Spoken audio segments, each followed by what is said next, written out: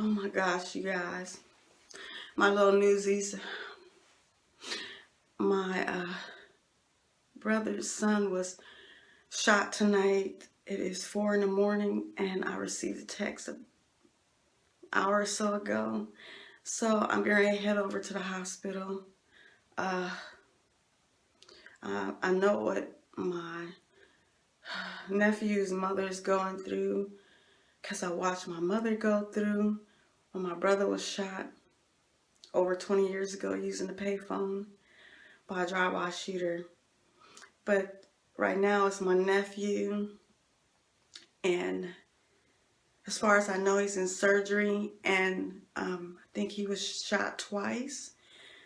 But apparently he has 5 holes in his body, and he was leaving a party and getting in a car and was shot then. And I was just thinking this week was going to be one of my boring weeks. Lord Jesus. Okay, so I'll pick up the camera back up at the hospital. Like I said, right now my nephew's in surgery.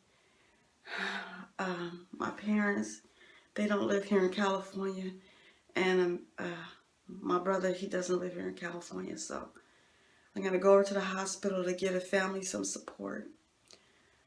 And I'll turn back on the camera when I get over to the hospital. Okay.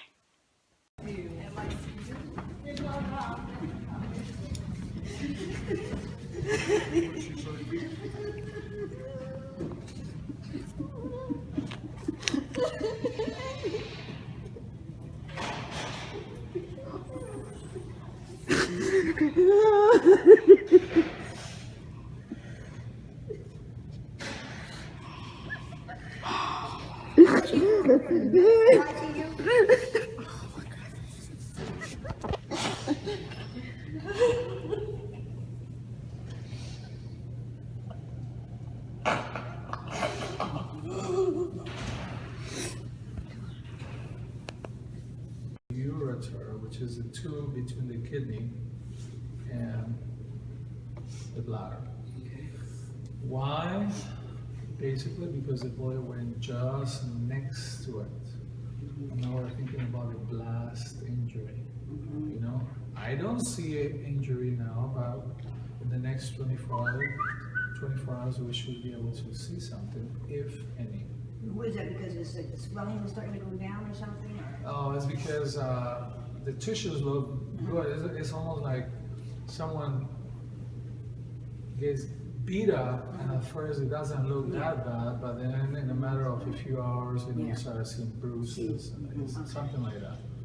So we need to have a little time in between in order to make that evaluation. So, and the last thing we're going to check is the big vein. The big vein. You know, things were so close to it. I'm a vascular surgeon as well. I fix circulation problems. So if something happens, then I'll fix it. Anything with the IVC, inferior vena cava, is extremely serious. 1 or half an inch in this direction, we will be talking. Actually, I think I would be giving you bad news. But I think we just got lucky. But we still need to wait, right? We need to wait. So tomorrow we're gonna look at it again, watch some more, look at those organs that are put the bowel together, and likely close them. Okay? So he's gonna be with it too.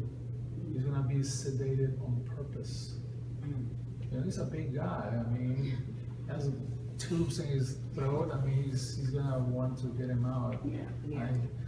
The belly is open. Okay, we left it open, and we put a special sealing material over it. Okay, so overall, his blood pressure, his heart, and everything else is fine. So When the can you see him? prognosis is what, man? So at this point, it's actually pretty good. Okay? I would be very surprised if something else happened, but you know, doctors are usually very quick to say, "Oh, he'll be fine," or "He's not gonna make it," and the opposite happens. And I've been doing trauma for 20 years, and I've seen everything pretty much. And Loma Linda here, you know, those two places. So I think he's gonna be okay, but I say that with a grain of salt. Okay, we'll see tomorrow. We're gonna be in the ICU. At first, he's going to recovery room. I'm gonna give word to the nurses that you guys are here, depending on how busy they are there, and then they will let you come and see. You know about how long? Where I can see you. About 30 minutes. About 30 minutes before? Yes, yeah, he has a bunch of tubes and they have to be hooked up, they have to do an assessment, they have to get a ventilator going, there's a few things they have to do. Okay? If everything goes like you're saying, what is the recovery time?